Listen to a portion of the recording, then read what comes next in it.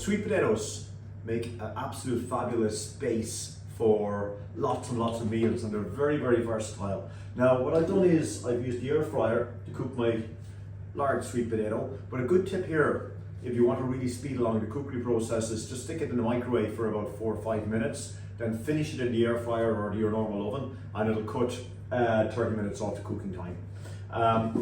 So very quickly, what I'm going to do here with sweet potato, I'm going to use lots of nuts and beans in this dish, get a good quality protein. I'm also going to use an halloumi cheese, which is a lovely cooking cheese, some pumpkin seeds. But first of all, before anything, I'm going to just make a very, very simple little pesto.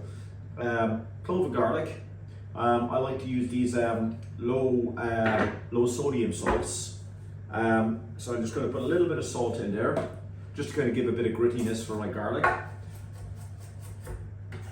1 clove in there. I'm just going to bash that in among the salt. Just crush it up nicely. Then after that, some peanuts.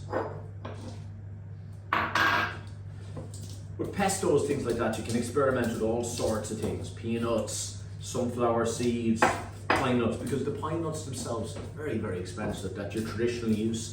But as well as that, these other kind of nuts and things do give a lot of interesting flavors and textures as well. And peanuts are great. Unfortunately, with allergies, things like that, something people have to miss out on them. Now, what I've used in the peanut is a whole peanut with its skin on, just basically a fresh, unadulterated, unsalted peanut. Now, what I've used for my herbs, I've got a little bit of mint, little sage, some margarine, oregano. If you can only get basil in the supermarket or something like that, just use the basil or some flat leaf parsley or whatever you can get. It's just play around with different herbs and things like that. I have a little bit of mint, marjoram, oregano on my own. Luckily, it's the end of the season for my herb garden now soon, so I'm just using up what I have now at this stage. So first of all, before you put your herbs in, just give them a bit of a chop. And again, you could just as easily use a food processor for this pesto. I just like using the mortar and pestle. I think it gives a lovely, instead of cutting with a kind of knives, I think the crushing action just gets more of the oils out.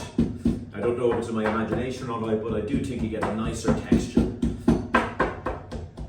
So, crush those in there.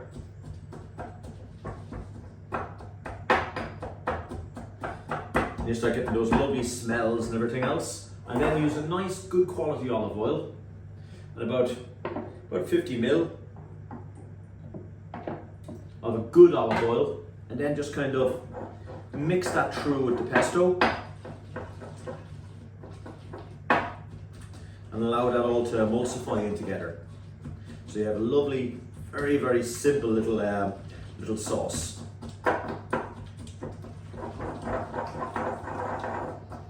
And that's all that's to it. So I'm just going to put that aside and then get on with the rest of the cooking.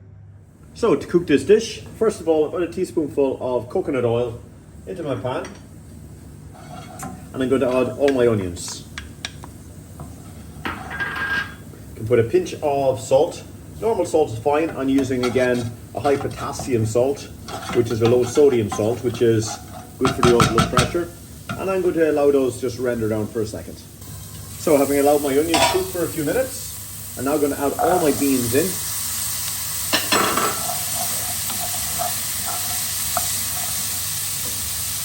I'm also going to add my broccoli.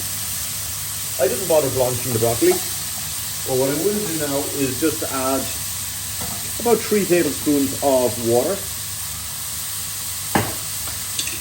Just get a little bit of pepper in there as well.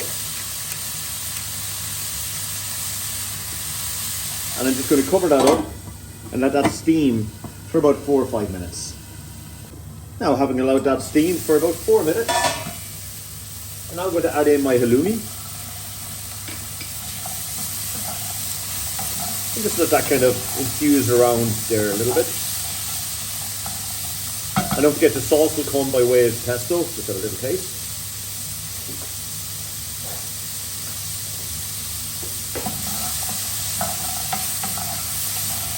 And I kind of just roughly broke up my halloumi into this. The feta cheese actually works very nice in this, but the halloumi doesn't tend to break up, which makes it a really nice cheese for cooking with. At this point now, that's pretty much cooked. I'm just going to finish with just a drizzle, about a tablespoon of olive oil. And that is good. That's all that's to this. Just going to put that aside. And now just for my sweet potato, what I'm going to do is I'm going to take my sweet potato, which I've cooked, again a little blast in the microwave first and then cook it in the air fryer or a normal oven. I'm just going to open it all up.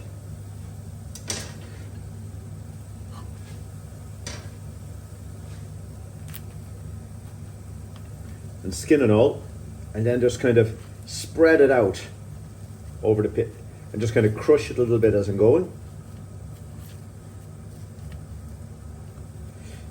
So you almost have that kind of crunchiness of the skin on the base.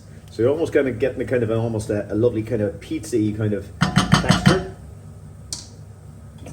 As you can see there, lovely. And now I'm going to get my broccoli and all my nice vegetables.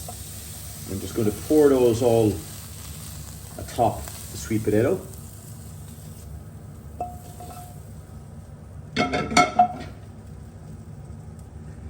So you have this lovely, interesting piece of texture going on here. And then there's my nice little peanut pesto.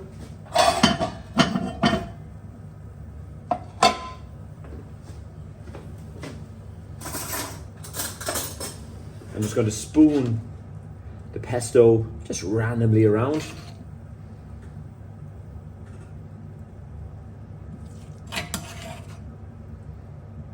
Very, very easy, kind of let it soak in there and let the flavors all develop. And then finally my toasted pumpkin seeds, which I just lightly toast in a dry pan. Easiest thing in the world. And they're going to bring that nice bit of crunch and a bit of texture into the dish. And that is all that's to it. A nice sweet potato, a little bit of black pepper just to finish it, depending on your own preference. And that's simple. A lovely little sweet potato with beans, halloumi cheese, and broccoli.